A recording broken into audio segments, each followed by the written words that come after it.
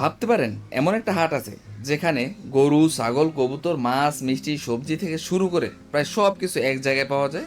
চলুন ঘুরে দেখে আসি রূপগঞ্জের ঐতিহ্যবাহী গোলাকান্দাল হাট। গোলাকান্দাল হাট বাংলাদেশের নারায়ণগঞ্জ জেলার রূপগঞ্জ উপজেলায় অবস্থিত একটি অত্যন্ত প্রাচীন ও ঐতিহ্যবাহী সাপ্তাহিক হাট।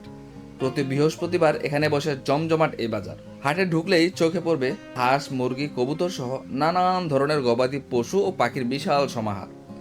বিশেষ করে যারা পাখি ভালোবাসেন তাদের জন্য এই জায়গাটা একটা গোল্ড মাইন।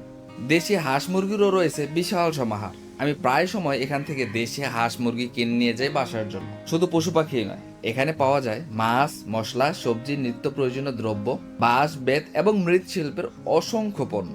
আর খাবার প্রেমীদের জন্য রয়েছে বড় ছোট নানান ধরনের বাহারি খাবারের দোকান। এখানে অনেক বড় বড় সাইজের মিষ্টি পাওয়া যায়, সাথে পরোটা। জমজমাট খাবারের পরিবেশ সৃষ্টি হয় এখানে। সবচেয়ে মজার ব্যাপার হলো বড় বড় অনুষ্ঠান বা দাওয়াতের বাজার করতে অনেকে এখানে আসেন, কারণ এক জায়গা থেকে প্রায় সবকিছু পাওয়া যায়, তাও আবার পাইকারি দামে। দূর থেকে আগত বাইকারদের জন্য এখানে বাইক পার্কিং এরও একটি সুব্যবস্থা আছে।